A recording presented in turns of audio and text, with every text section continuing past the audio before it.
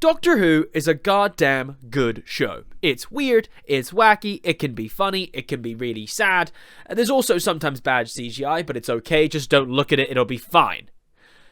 However, how political really is it? So this question came into my mind, how political is Doctor Who, a long time ago when Jodie Whittaker was announced to be the new Doctor. And of course, a load of very not smart people were going like, oh, it's so political now. Doctor Who's got political. There's a woman there. It's got woke. Which, first of all, that's not how it works. Secondly, my initial reaction was, Doctor Who's always been political, hasn't it?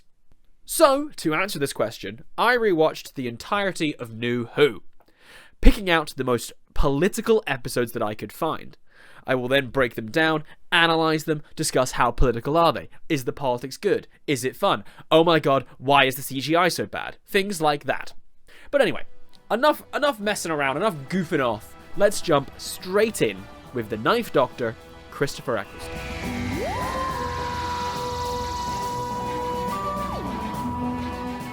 Christopher Eccleston only had one season at the helm of the TARDIS.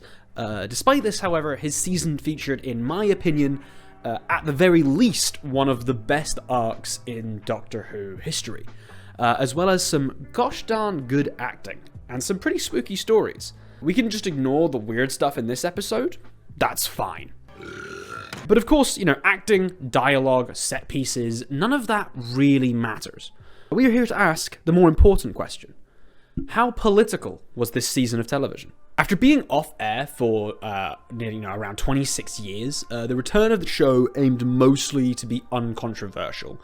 The closest to politics this season really got in most episodes is a couple patriotic speeches, such as this one. Right now, not very far from here, the German war machine is rolling up the map of Europe. Country after country falling like dominoes. Nothing can stop it. Nothing. Until one tiny, damp little island says no. No, not here.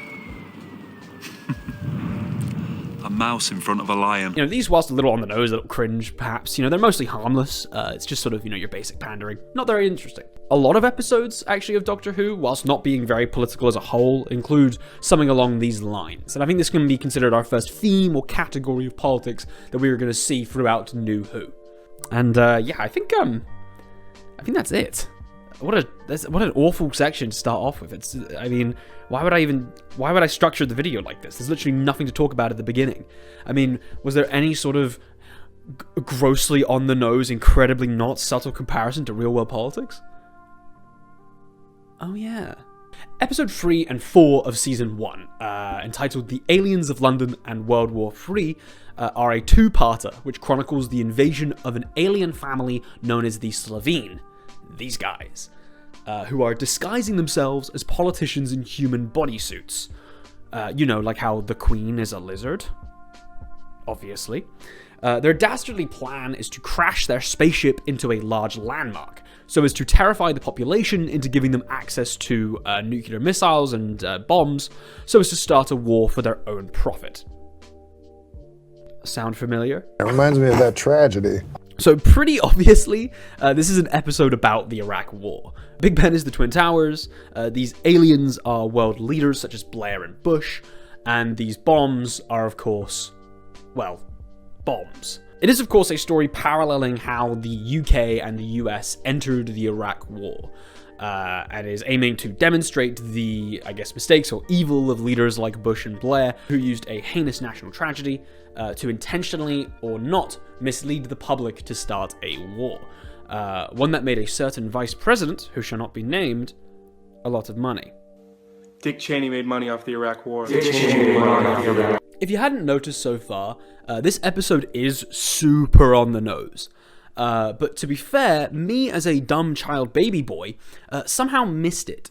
But I do think this is to the episode's credit. As a kid, I didn't feel lost or confused because I didn't understand or know what the Iraq War was.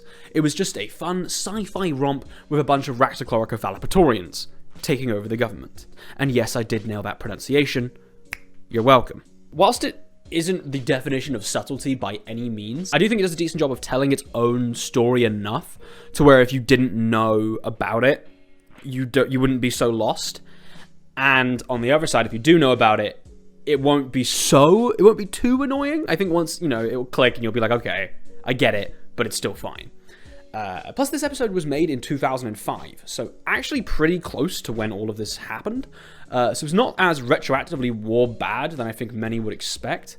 And it also is close enough to the event that it's impressive the writers took such a clear and bold stance against the actions of the government. Oh, and at this point, I've shown a lot of clips and photos of the Slovene, and I just want to say, get used to bad CGI in this show.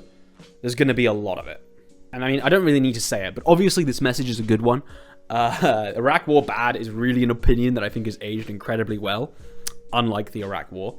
And I do think it actually does a good job of demonstrating how tragedy and fear can be used to stoke up a population into accepting almost anything, into dangerous, violent, radical action, as well as strongly incorporating the monetary goals of the Slovene, which of course parallel to the military-industrial complex and the wealth that certain vice presidents got from this conflict.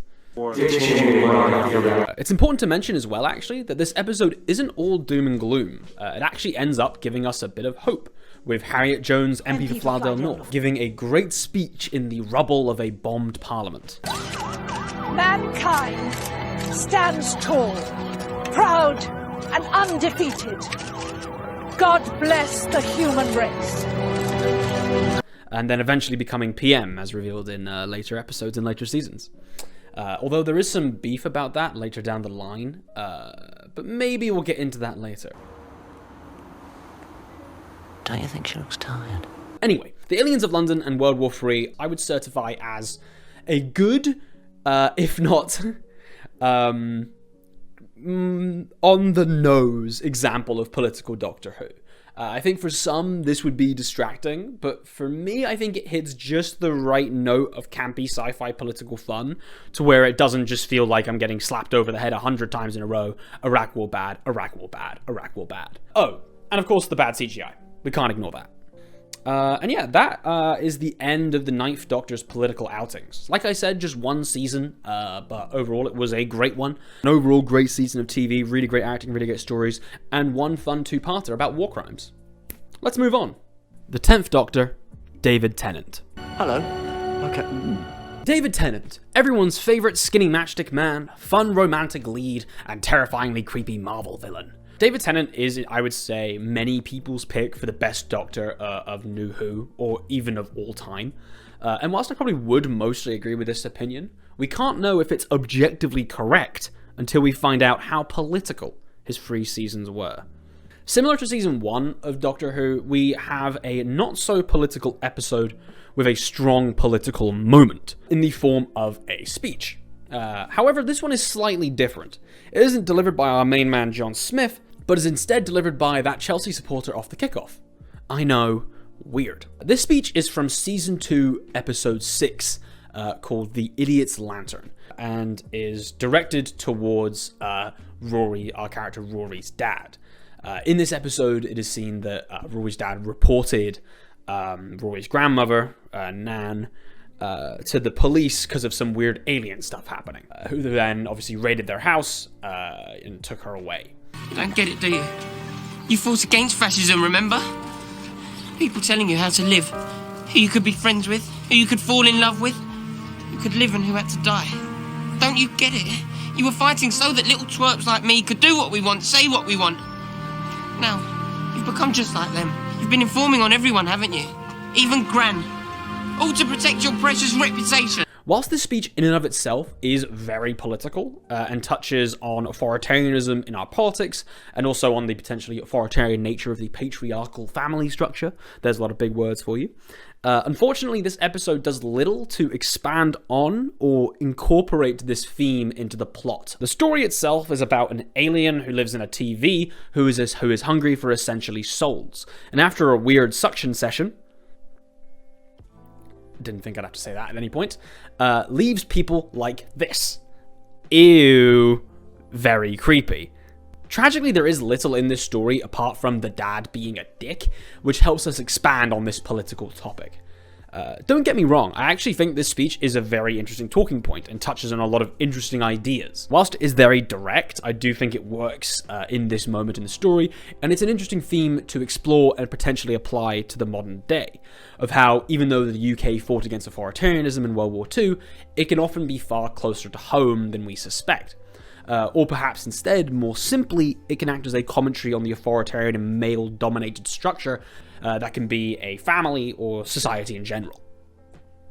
I only wish this theme was incorporated more into the story, so as to flesh it out more, and make it feel less airdropped in from any episode that would touch on these same themes and have a dickhead dad who reported the nan to the police for being faceless. Okay, maybe it couldn't be airdropped from any episode. Overall, however, this moment does pay off really well. We see the mum in this episode kick out the dickhead dad for being very much, as I've said, a dick, and reclaim a good bit of her independence. And we see the son still choosing to help his dad. A nice little moment of hope in what I would say is a pretty good episode. So, Idiot's Lantern, whilst not wholly being political, does have a neat little drop of politics in it. A little garnish, a little bit of seasoning, just to tide us over. I'll admit, it's way better than nothing. So I'd give this moment a good, but overall the episode in terms of politics gets a solid meh. Good moment, but should be incorporated more into the themes of the story, more broadly. Right then, moving on. Let's talk about a two-parter from Season 3. Rose is gone. She got sucked in by a portal. She's now in a different world. There were Daleks, there were Cybermen. It was so exciting. It's great. It's emotional. I'm crying. Now we've got Martha. We're in. We're going to be talking about a two-parter from Season 3. Yes, another two-parter called The Daleks of Manhattan and The Evolution of the Daleks. Can you guess what monster it's about? Ha ha ha ha ha. It's that guy. Him.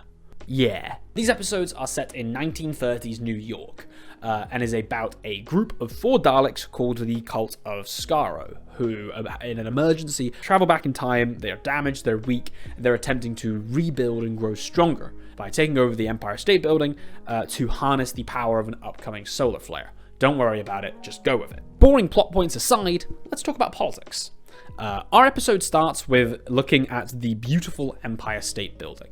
And upon seeing a newspaper headline on disappearances in Hoovervilles, the Doctor and Martha decide to go visit one.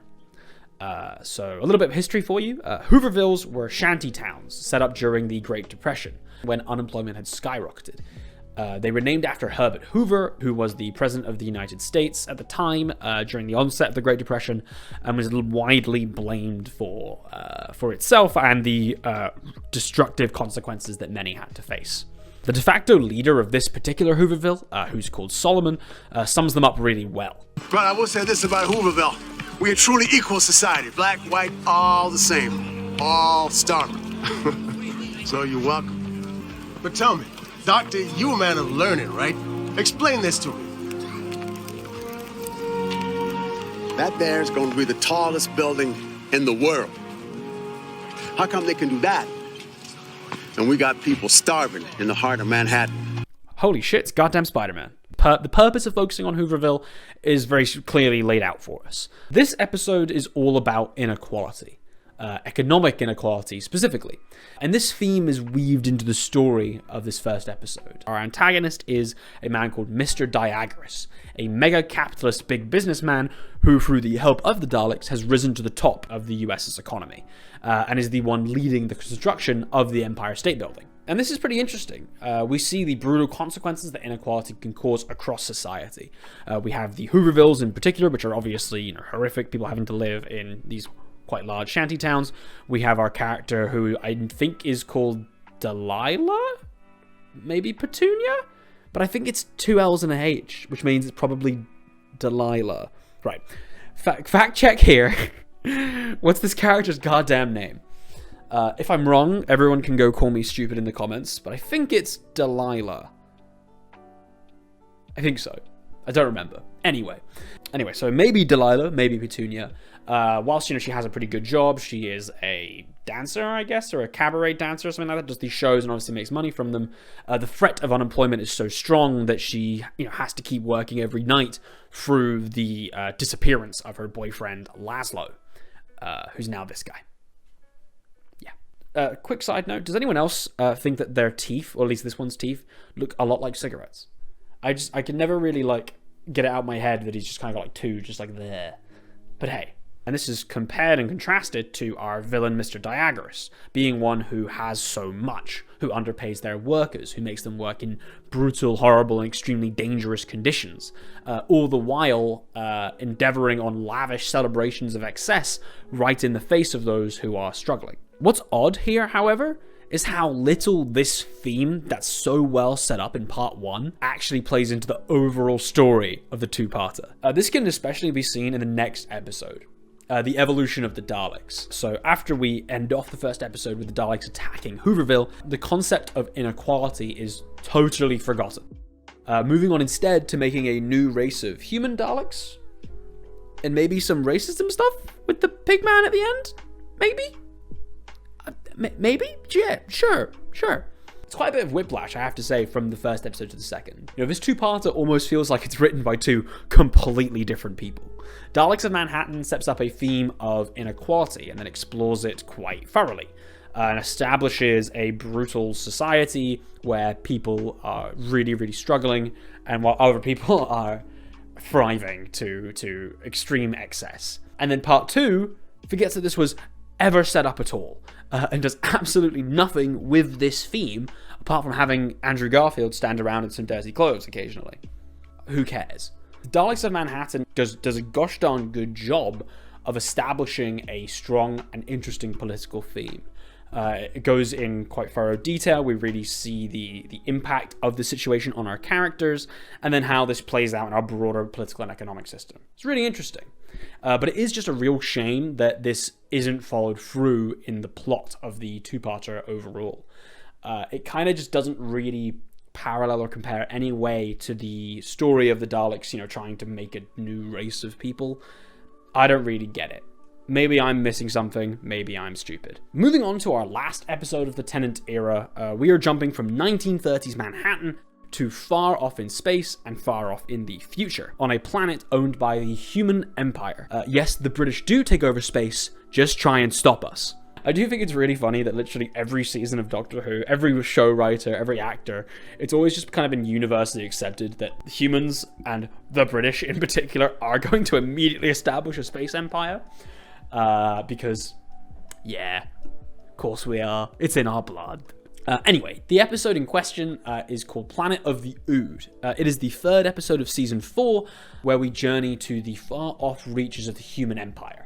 This is actually new companion Donna's first ever off-Earth adventure, and sees them both exploring an Ood breeding planet.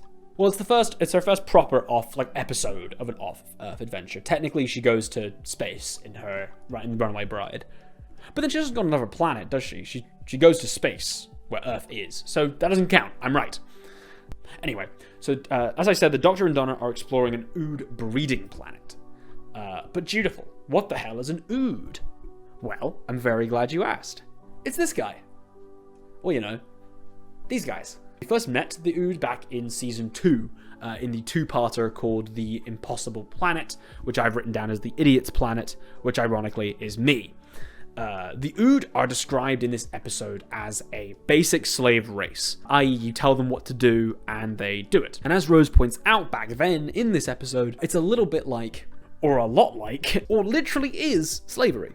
But in that episode, this doesn't really get explored. Ood all get taken over by literal Satan, and then we move on.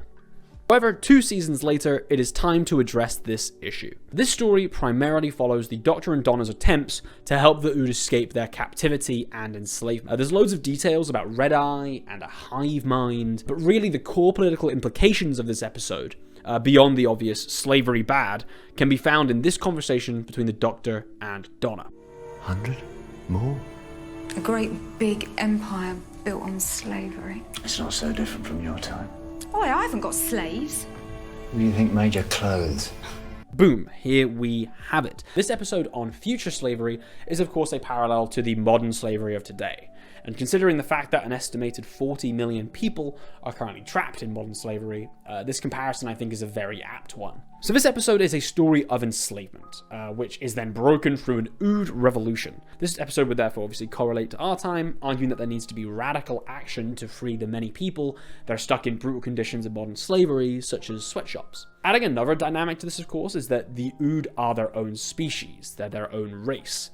And this can obviously very much correlate to the slavery of the past that we very much had, which of course was, very racial in nature, where, the US and the UK literally enslaved just a load of black people. And adding to that as well, actually in the episode, they are described as a basic slave race, and it's talked about how, if you didn't tell them what to do, they just go off and die. They want to, they are naturally subservient. They want to do what they're told. They kind of need it. They're a lesser being. And this, of course, parallels directly, almost, verbatim, to arguments that were made by slave traders and slave owners in the US and the UK. At this point, we have a neat little setup about the horrors of modern slavery and how we can normalize it into our everyday lives to the point of acceptance. At least this is what I thought the episode was going. Just after the Doctor makes this point about modern slavery, Donna replies with this. Is that why you travel around with a human at your side? It's not so you can show them the wonders of the universe, it's so you can take cheap shots. Sorry? Don't. Spaceman. Response feels a little bit odd to me. I think in the case of the story and Donna's character, it's perfectly natural. I think this is something that she would definitely say in this situation. So it doesn't come out of nowhere. But it does, in a more abstract, but in a sense, if you take a step back, consider it more of an abstract, the story as a whole, as a dismissal of the idea that this episode is actually critiquing the modern day. It is instead just a criticism from an outsider, from a spaceman, judging the way that the world is. Am I reading too much into this? Very much maybe. However, I do think that the dismissal of this comparison without any sort of point, just with pure offense to the statement, could potentially allow a viewer to take up the same dismissal. However, I think potentially this conversation does come pretty early in the episode, and we see Donna sort of grow more sympathetic with the Ood as time goes on, and she obviously comes to feel really bad for them, really care for them quite a lot. And I think maybe the idea was just to show the natural response someone would have to this episode, but then see how when you engage more with it, you see the horrors of what slavery does and what this institution does to people, and you'll change your mind. I mean, that is very potential. Like that, that could be the aim of the episode, maybe, but I don't think that's for certain. Most likely, I'd say the purpose of this was to draw a comparison, the comparison that I've described, but not in a way that would directly imply or argue that the enslavement of the Ood is the same as slavery of today. Maybe saying, the Ood slavery is a bit more, what's it called, like chattel slavery. However, I think that this would still soften the impact of the political message and exploration of this episode. So yeah, that was the Planet of the Ood, a kind of comparison to modern slavery, but maybe not too much. Overall, in terms of politics, I'd say the David Tennant era is quite lacking. There isn't really a lot of political stuff involved. I think generally these 3 seasons tackled more, were sort of a return to the adventure side of it, the romantic side. There was a lot more focus on these sort of concepts. And a lot of the political moments featured, but weren't a part of the whole story. I don't think the writers during this era really were that driven to make any sort of overarching political messages, which of course unfortunately makes it terrible. And that wraps up our time with our romantic spiky hair man himself, David Tennant. And we are now going to move on to our chin man, Matt Smith. The 11th Doctor, Matt Smith. Matt Smith, that guy who was in that bad Terminator movie, played a lovably goofy doctor, who wasn't afraid to get dark when he wanted to. With some great speeches, some fun laughs, and the introduction of the worst companion that New Who has ever had, Fight Me. Let's jump into the politics of the fish fingers and custard bow-tied bumbling fool that was the 11th Doctor. Before we jump in, I do think that the 3 seasons that the 11th had at the TARDIS console were some of the least political that New Who has seen. Choosing instead to focus on the emotional drives of our characters, as opposed to broader socioeconomic issues, which of course makes it terrible. Who needs characterization and personal conflict when you have Ooh, the beauty of the discourse. That's so stupid. What's the point of my wacky escapist sci-fi romp if I can't ponder on some real political issues that affect my actual day-to-day life? But hey, let's scrape the bottom of the barrel. Let's lick our yogurt pot clean, and let's milk all the juicy political commentary that this era of Doctor Who had. Starting with a general trend we see across the seasons 5 to 7. So whilst there weren't many solo political episodes in this era, there was the beginning of a trend that started in season 5 and then carried on all the way through to Capaldi. Before I actually say what this trend is, let me describe the episodes in question from Matt Smith's time and see if you can point out the similarities. Let's start with a two-parter from season 5, episodes 8 and 9. Yes, another two-parter, this time involving the Silurians. Not to be confused with the Slovene, the Silurians are a reptile-like species who are native to the Earth and have been around long before humans were. We join at the point of the Silurians beginning to wake up from their underground slumber, assuming the humans were attacking them as they drill into the ground. After some conflict and death, there is eventually a negotiation between these two groups to try and cohabitate in some form. And then skipping to season 6, another two-parter, we have episodes 5 and 6, Rebel Flesh, which is about a group of non-human wax-type things gaining sentience and then rebelling against their human counterparts. Also featuring more bad CGI, by the way. Thirdly, we have the ending to the Day of the Doctor, the special from Series 7, where a group of shape-shifting aliens known as the Zygons negotiate with, yes, what a surprise, humans, to try and maintain peace between the two species. So at this point, it's pretty obvious what these episodes all have in common, this being what I call two different groups trying to get along, or as I call it, 2DGTA. Yes, I know, catchy.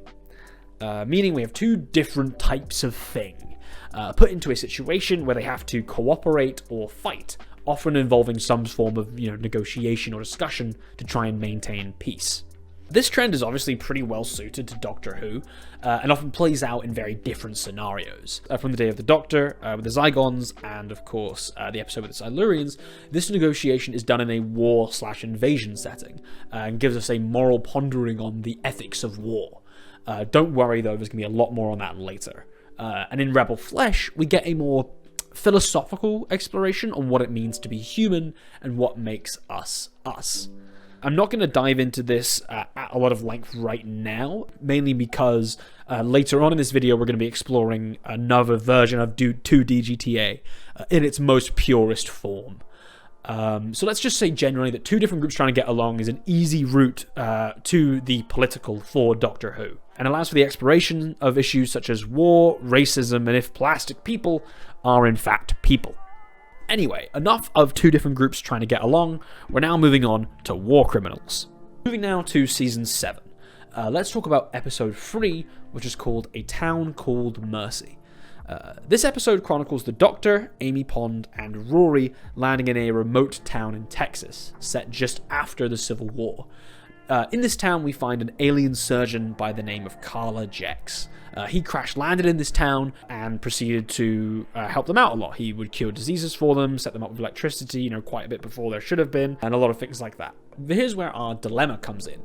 It turns out that on his home world, Carla Jex was no ordinary space surgeon. He was a cyborg experimenter who tortured unknowing subjects, turning them into weapons of war. But now, one of his weapons is looking for revenge, and has found him in the town called Mercy. Our weapon in question, otherwise known as the Gunslinger, is holding the town hostage. No one in or out, no supplies, nothing, until Jex is handed over to him, so that he can enact his revenge, or depending on who you ask, justice, by executing him. This is our moral question, this is our dilemma. We have our potentially rehabilitated war criminal turned doctor, and our retributive justice in the form of the Gunslinger. This episode touches on a lot of political and moral issues. We of course have the morality of execution. Is it justifiable to extrajudicially murder someone even if they have done awful things? We have the issue of retributive versus reformative justice. Jex did horrible things in the past and caused the deaths of many. but is now doing clearly a lot of good. Can he be reformed? And even if he is reformed, does he still deserve punishment? We also, of course, have the morality of war, what is acceptable within it. As Jex says, "We built an army that routed the enemy and ended the war in less than a week. Do you want me to repent? To beg forgiveness for saving millions of lives?" How many died screaming on the operating table before you had found your advantage? War is another world. You cannot apply the politics of peace to what I did, to what any of us did.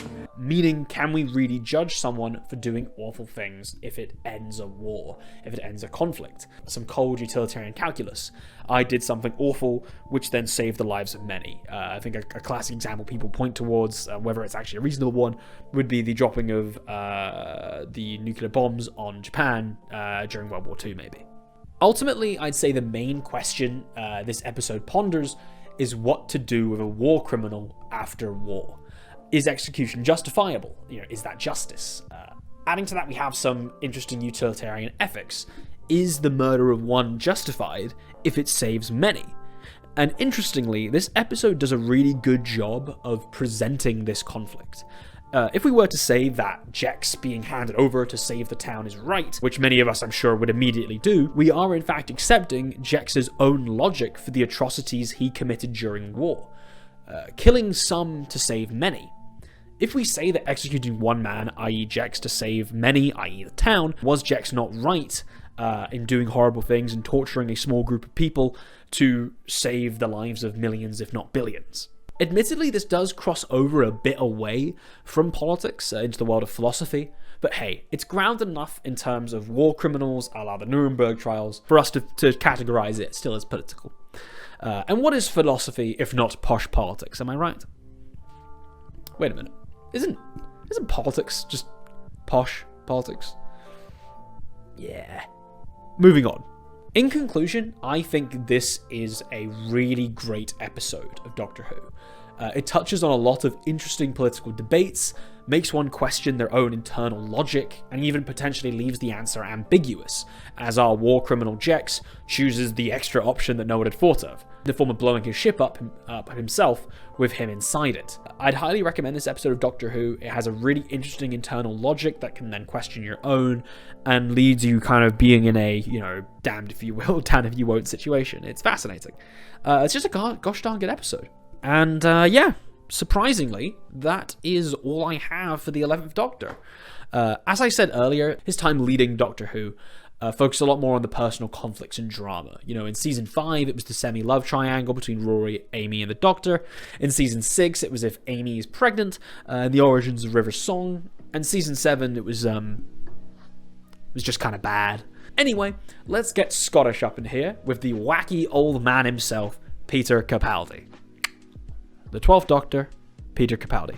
Peter Capaldi, otherwise known as Good Thinking Man, who shit-talked Doctor Who on the Suicide Squad junket, watch the interviews, they're great, was the first of the Doctor's extra regeneration. And with these extra lives, the Doctor finally decided to use it for something good, making the most explicitly political Doctor Who episodes to date. Let's go! Right, let's kick it off with a political moment that made me ruffle-copter my way to Laughter Town. Why the fuck did I write that? It's like the least funny thing I think I've ever said. Right, let's kick it off with a political moment that is hilarious and amazing. With Season 10's episode Thin Ice. Thin Ice is set in London of 1814 and touches on a bunch of political issues, primarily the issue of fuel and its damaging impacts on the environment, and how this relates to class differences, yada yada, big beastie underwater, blah blah blah, who cares? Let's brush over this undertone of politics in favor of the best overtone in political Doctor Who history. In an attempt to investigate some aristocrats' involvement in this timorous beastie, the Doctor and his new companion Bill trick their way into the Archduke's mansion in order to question him. The Doctor then gives a long and eloquent speech to Bill on the importance to stay in character. This speech is then interrupted by our aristocrat, who immediately and quite horribly racially discriminates against Bill. And this happened. Who let this creature in here? On your feet, girl! In the presence of your betters.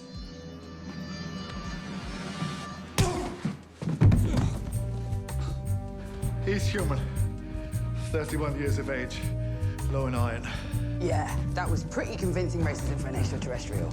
So there we have it. We have our answer. The Doctor says punching racists is good. Let's fucking go. Watching this episode for the first time, quite rare in Doctor Who for me, but I laughed out loud. It absolutely killed me. I think it's done in a really, like, outside of the politics stuff, it's done in a really hilarious way. I don't actually have much else to say about this episode, apart from that moment is hilarious, and you should all go watch it. Moving on. Let's jump to one of the most explicitly political episodes in Doctor Who history, called Oxygen. This is episode 5 of season 10, which depicts our old man Doctor and his 2 companions on a seemingly abandoned spaceship. It is noted on their arrival that this part of the ship has no air, with them surviving purely from the TARDIS oxygen bubble. Yes, that's a thing that it can do. After being attacked by some spooky walking suits, eventually we learn that the workers on this space mine were wearing suits that made you pay for oxygen. And if you run out of money, you quite literally end your subscription to life. Obviously, this is a parallel to capitalism. You have to pay to live. In our world, be it food, housing, medicine, if you live in hell, this system is then simplified as literally having to pay for the air that you breathe. The plot and the story of this episode plays into this perfectly, with the workers on the mine having literally all been murdered by their bosses for their low profitability. It was simply cheaper to kill them and then move on. Obviously a comment on the cruel soullessness of capitalism and often how workers are treated with such low value and in poor conditions and in poor ways. And just to round it all off, after going blind and then rigging his heart up to the engine of the ship to explode if he dies, don't worry about it, standard Doctor Who. If you haven't noticed the hints of, based anti-capitalist rhetoric in this episode, the Doctor literally inspires a revolution. Literally. He says it. He says that he does. Who knew our great Time Lord Doctor was indeed a glorious revolutionary Marxist? Also adding to the politics of this episode, we have some really funny interactions between Bill and a guy who is blue, as Bill is perplexed by it. She's never met someone who's blue before and is, shocked by the interaction. Bill, of course, herself is black and is then accused of being a racist by the blue guy. And they can continue to have several humorous, fish out of water moments, sort of satirizing the common racism that people can experience. Good shit, was funny, did laugh. But yeah, whilst I played it up a bit, and this episode is sometimes a little on the nose, maybe a lot on the nose, I'd say it is actually a good introduction to left-wing arguments against capitalism. How it can limit freedoms, how it restricts upon our lives. Can one truly be free when they're literally having to pay to survive? Overall, I did enjoy it. Maybe the revolution stuff at the end was a bit much, a little bit, very much like tacked on, because at the end of it, there's these 2 people who've survived, and the Doctor's like, maybe you should go tell your bosses to F off. And then 2 seconds later, he talks about how there was the end of capitalism. They're your replacements. The end point of capitalism. A bottom line where human life has no value at all. We're fighting an algorithm. A spreadsheet. Like every worker everywhere. We're fighting the suits. It was definitely a funny line, and I appreciated the acknowledgement of, they're probably going to move on to something equally bad. Just not to go like full, idealist dreaming up in there. I quite liked that. I thought that was good to add. Yeah, I also think that, I think some people might accuse this episode of the Doctor's fine. Look at him, he's a leftist now. How lame or awful. But really, I think that the Doctor throughout all of his time really makes sense in this opinion. I think this is just, it's more fleshed out with Peter Capaldi. I think the Doctor's characterizations naturally would make him someone who is never going to be committed to one political system or ideology. Despite this entire video, he isn't really a political character. He's a character with overarching ethics that then he applies in reality. And I think that they are perfectly consistent here. So overall, I really liked it. It was a bit... it's a little bit stupid, but I thought it was good. I liked it. I thought it was good. I would recommend it. It's a funny watch, if nothing else. Next up, we have the continuation of the trend that we saw during Matt Smith's outing. That's right, the catchiest acronym in the world is back, 2DGTA. 2 different groups trying to get along. Lovely. And the 2DGTA in question is Season 9's 2-parter, another goddamn 2-parter, Episodes 7 and 8, the Zygon invasion. This episode, I would say, is really the purest example of 2D GTA. This is set up in Matt Smith's era, with the re-establishment of the Zygons as a character in Doctor Who. In that episode with Matt Smith, a peace treaty was struck between humans and the shape-shifting Zygons to live amongst each other, without actually knowing. However, one Zygon, who has taken the form of Clara, wants this to end. The peace is broken and war may break out. This all builds up, over nearly 2 hours of TV to a simple puzzle. As the Doctor puts it, it's a scale model of war. 2 boxes. Each box is given to one of the leaders, the representative of the Zygons and a representative of Earth. And each box has 2 buttons on them. One will basically stop the Zygons from being able to shapeshift, exposing them all as what they are, and the other will explode the nuclear warhead under the building that they're in London and would essentially destroy all of London and would kill millions. I am on the record in this video and in general of not being a major fan of this era of Doctor Who. Those couple seasons weren't my favourite, I'll admit. However, this speech and this scene are incredible. It perfectly sets up an emotional, philosophically rich and passionate debate, delivered stupendously by Capaldi's Doctor. It really is a gut-wrenching moral takedown of war, of conflict, and really just boils it down to its most simple terms and the amount of destruction that it can wrought. If I could, I would just play the whole speech. It's a beautiful and eloquent exploration of the philosophy and ethics of war, and one that I can only recommend you go and watch for yourself. So please do, once you finish my video. Moving on. Okay, Last Doctor. Here we go. Wait, she's a woman now? Crazy. Also, quick disclaimer, I started writing this script a long time ago, and I haven't watched the latest season. And I'll be honest, I refuse to. Sorry, not gonna happen. Maybe if anyone watches this and they demand the new season be politically analysed to death, maybe in the comments, then I'll do it. But for now, that's not happening. So we're only gonna be focusing on Jodie Whittaker's first 2 seasons as the Doctor. This segment will probably be a little shorter than others, as a lot of the funny and really bad political moments were laid out and dissected by JX's really good but also really long 5-hour review of the former head writer Chibnall's era.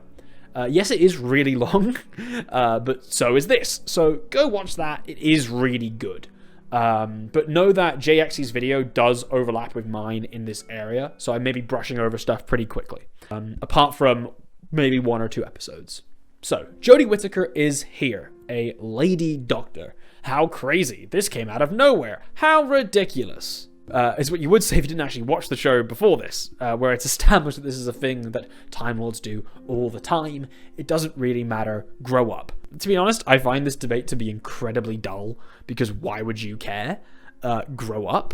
So let's just move over that. The discourse about her gender is dull, and instead worry about the political meat actually within the episodes of Series 11 and 12. And overall, whilst I am not a big fan of the Chibnall era of Doctor Who, in fact, I would say it's fair to say that I strongly dislike it. I have to hand it to them. They put a lot of politics in these 2 series.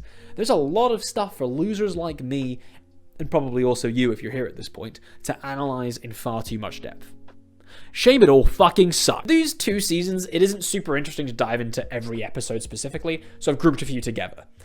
First, let's start with the obvious and overtly political episodes, to the extent of it being really boring and really annoying to watch.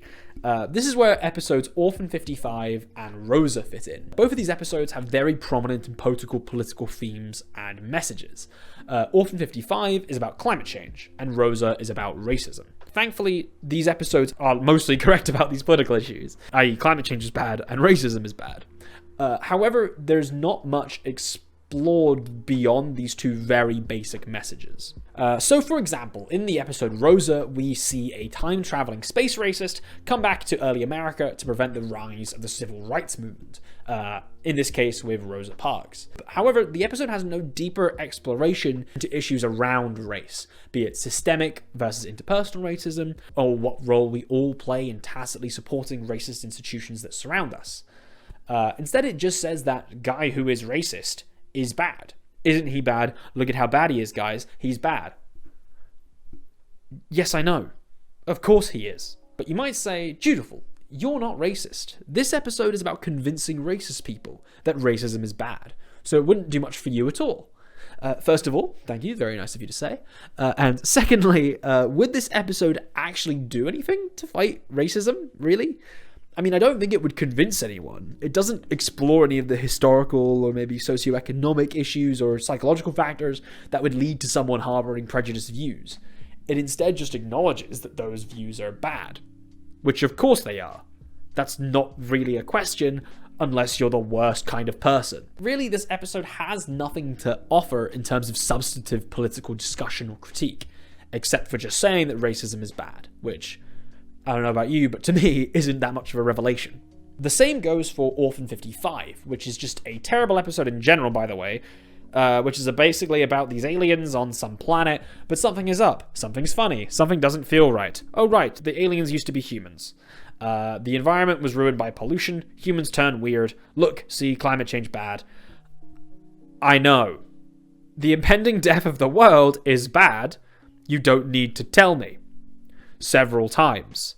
We then have this goddamn awful speech at the end where the Doctor encourages people to change their behavior or we're all gonna fucking die. Which, okay, but what about the deep systemic problems that encourage people to engage in climate destruction?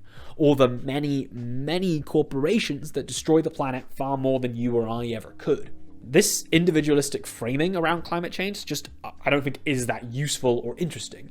I talk about it in this video up here, maybe there, maybe here, maybe there, maybe here. I don't know. It's called this. Look at it. And once again, this episode provides no interesting substance beyond climate change bad. Enough said, let's move on. And then there's a couple of things I want to touch on very briefly, but these are episodes that, like I said, JXC talked about at length and really hilariously dissected. I really enjoyed these particular sections. They broke this down way better than I ever will or could. So we won't be discussing them for long. I'll just acknowledge that they exist. The first of these is the really funny racism moment in Spyfall, i.e. now they'll see the real you. Facial perception filter. Very easy to jam. Now they'll see the real you. Good luck. Reveal. Those who get this reference, it's really stupid, really funny. Those who don't, I would recommend watching the goddamn JXE video. Just do it already. And there's also a Trump guy from that episode with the spiders. It's really stupid. It's super on the nose. It's not very funny. Let's move on. On to our last episode that we are going to be talking about. And it is a doozy. This episode inspired the most rage in me, the most blind anger that I've ever felt from any form of media, except maybe having to fight against Min Min in Smash Bros. Yes, I know it's a random reference, but also, oh my god, Min Min, fuck Min Min, I hate Min Min. We're going to be talking about Kerblam, Season 11's 7th episode, where we start with the Doctor receiving a package from what is essentially Space Amazon, known as Kerblam. And it's a fez, which is, you know, nice. The Doctor and the fam head to the Kerblam headquarters, or a sorting planet or something. Who cares? It's a whole world which the company owns, and they use as basically a massive warehouse. Now, I'm not going to go into full detail explaining this episode, but essentially Kerblam is like Amazon. In fact, it's so much like Amazon that it overworks its employees, barely pays them anything, and tracks everything that they do or say. A lot of this episode follows our crew learning about the dystopia that is human society at this point in the future, where technology is advanced to such a point that robots can do literally all the work far better than humans ever could. However, people are still forced to have menial jobs in order to survive, a la capitalism. Essentially, this depicts a society that, whilst technology has moved beyond the need or purpose of employment-style capitalism, but said society hasn't moved on from this point. And despite the fact that robots can do everything better than a person can, there's no need for humans to work and do these sorts of menial jobs. People are still being forced to, for barely livable wages, and for no reason under brutal, subhuman conditions. Now, and I'll admit, this is a decent setup. Sure, it's a little on the nose, but I think we're used to that so far. This episode does do a solid job of showing us how evil the system and this company are, and shows effectively the awful situation people are stuck in, similar to the episode Oxygen earlier, I also think the episode early on does a decent job of sort of showing us the individual consequences that the system had. Similar to Daleks of Manhattan earlier, you know, we have different characters and we sort of see how they are impacted by the system. And it does a good job of sort of showing us how this can be extrapolated to the wider economy. Sure, the dialogue sucks, as does with all of the Chibnall series, but in a broader sense, it does a decent job in that way. However, the ending of this episode is where things get fucking insanely stupid.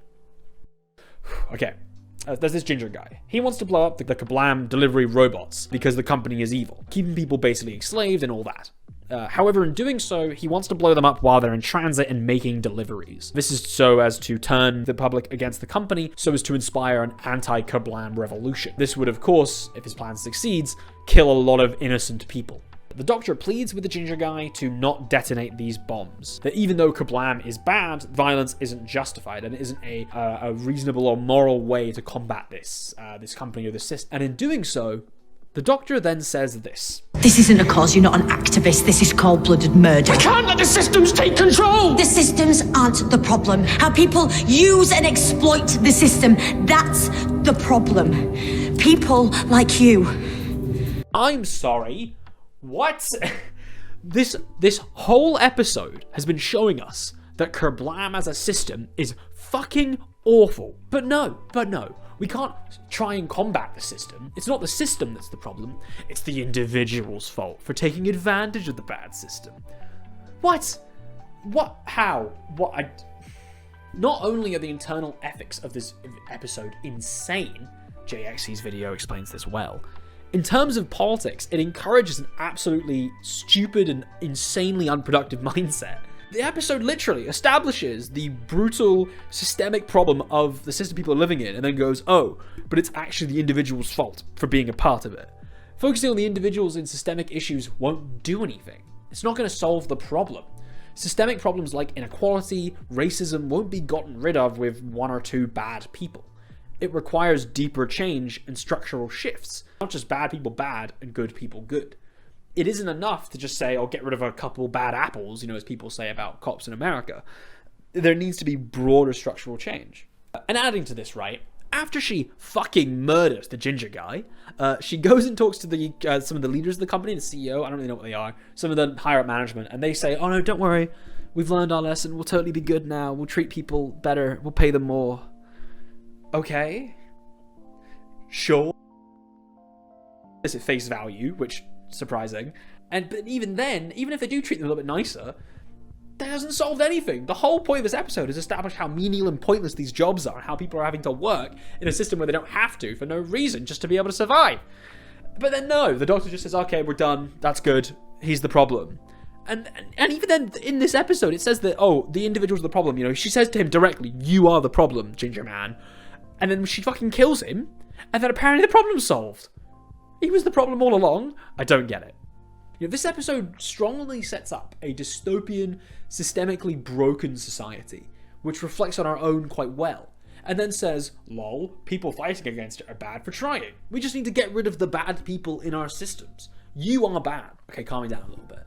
I think a lot of people complain about these new series under Chibnall and Jodie Whittaker for being too political. And I think definitely a lot of people who do call these new seasons political just mean there's a woman there, which is of course fucking stupid. But I do think that this episode highlights a more accurate problem with Chibnall's era of Doctor Who, specifically involving the politics. This being that, you know, of course politics was always a part of Doctor Who. That's what this whole video has been about. But it's being more crudely done in these last two seasons. I also think that the Doctor's politics in this episode are so far off previous incarnations and the previous positions of our character. It's so far against, you know, the moral compass that the Doctor has, the ethics that lead them to make so many decisions that they do, that honestly I think it's bordering on character assassination. You know, the Doctor is thousands of years old and is driven largely by a desire to help out the little guy. Now, look at this speech from Peter Capaldi in one of his last episodes. Laugh hard. Run fast. Be kind.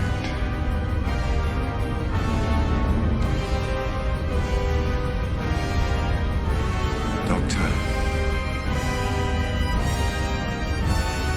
I let you go.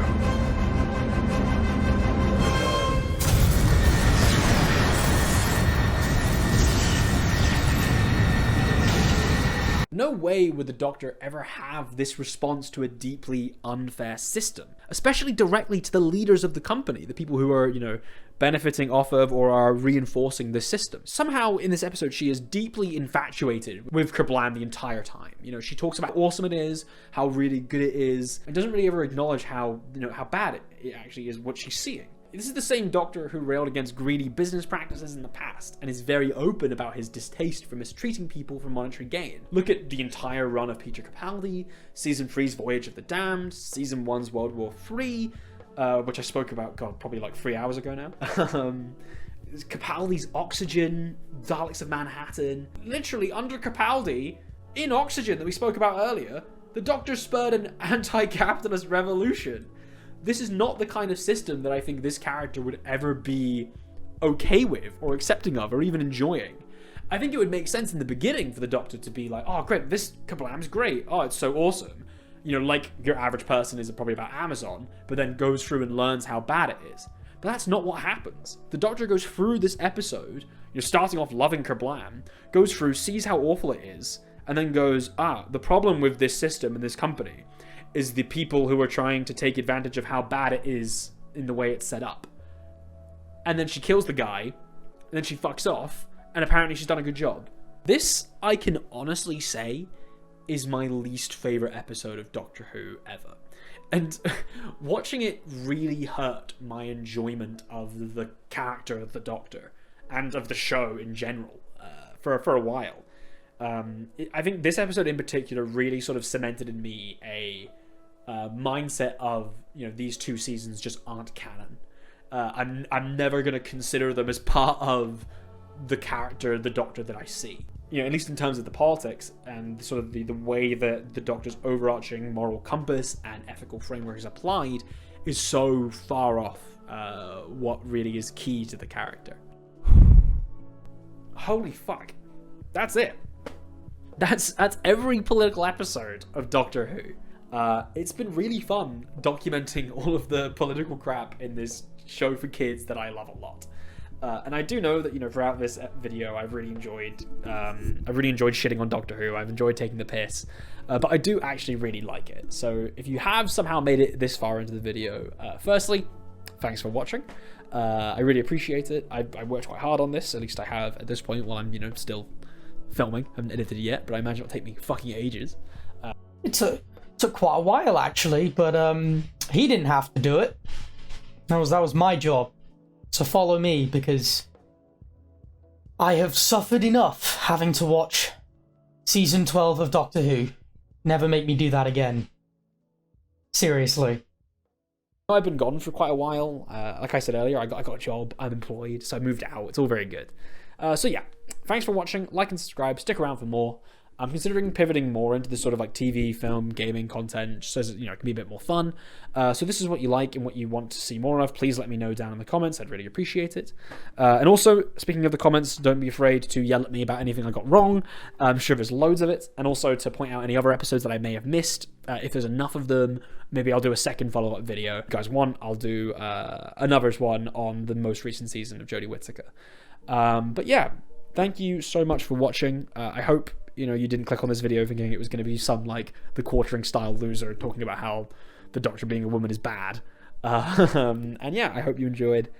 Holy hell. Right. See you around. And that was it. The video's done.